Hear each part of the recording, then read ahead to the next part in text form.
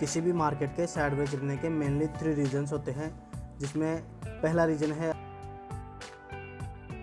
में रिसेंट कोई न्यूज़ आने वाला हो, या फिर कोई इकोनॉमिक डेटा आने वाला हो, या फिर कोई रिजल्ट आने वाला हो, तो भी मार्केट अपने आप को एक रेंज बाउंड कंसोलिडेशन रख लेता है, क्योंकि मार्केट को उस टाइम न्यूज़ का या इकोनॉमिक डेटा का या रिजल्ट का ऐसा कोई कंफर्मेशन नहीं होता है कि पॉजिटिव आएगा या नेगेटिव आएगा।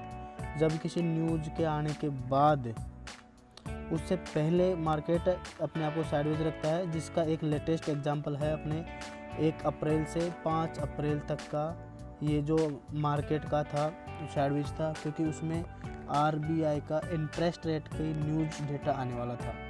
जब इंटरेस्ट रेट चेंज करता है, नहीं चेंज करता है, उसका नेगेटिव रिजल्ट आता है या पॉजिटिव रिजल्ट आता है, उस बेस पे मार्केट फिर अपना डिसीजन लेके उस बेस पे मार्केट उस साइड में चलता है दोस्तों।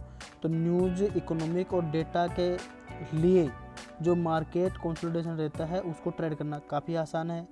जब मार्केट किसी न्यूज़ के आने से पहले अपने आप को साइडवेज रेंज में रखता है, तो अगर पॉजिटिव न्यूज़ आती है तो ऊपर की साइड ब्रेकआउट कर जाता है, नेगेटिव न्यूज़ आती है तो वो नीचे की साइड ब्रेकआउट कर जाता है।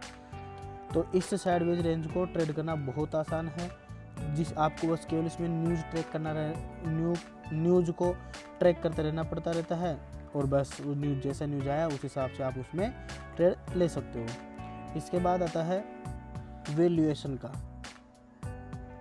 वैल्यूएशन जैसे मान लो कि एक शेयर है YTB, जो ट्रेडिंग बड़ी शेयर है, वो अभी चल रहा है मान लो 250 पे, और 2 कंपनी है, एक कंपनी A है और एक कंपनी B है। इसने रिसर्च किया कि इस कंपनी का शेयर 200 रुपये होना चाहिए, इसका मतलब इसके हिसाब से ये ओवर वैल्यूड है। इस कंपनी के हिसाब से ये शेयर ओवर वैल्यूड है। लेकिन एक ने डिसीजन लिया, इसके रिसर्च के हिसाब से इसने लिया कि ये 250 रुपये है, इसका शेयर की प्राइस 400 रुपये होनी चाहिए, इसके हिसाब से ये शेयर की वैल्यू अंडर वैल्यू है।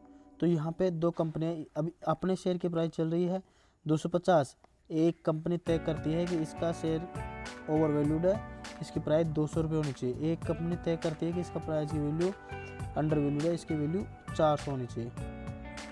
तो यहाँ पे क्या होगा दोस्तों, जो एक कंपनी है वो अपनी इस शेयर्स को सेल करेगी और वो इसको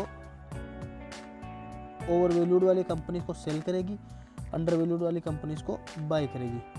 तो यहाँ पे क्या होगा फिर, जब ये दोनों कंपनियाँ एक ही स्टॉक में लग जाती है तो एक इसको सेल करेगा, एक इसको बाय करेगा। इसके हिसाब से बी के हिसाब से इसकी प्राइस 400 रुपये होनी चाहिए, तो ये यहाँ से बाइंग शुरू करेगा, इसको ऊपर लेके जाएगा और इसको 400 के पास लेके जाएगा। एक क्या करेगा कि इसकी वैल्यू 200 होनी चाहिए, तो यहाँ से अब इसको लगेगा ए वालों को कि यार इसकी वैल्यू तो 400 हो गई, इसकी वैल्यू 200 होनी चाहिए, तो यहाँ से ये सेल करने की कोशिश करेगा, ये इसको नीचे लाएगा।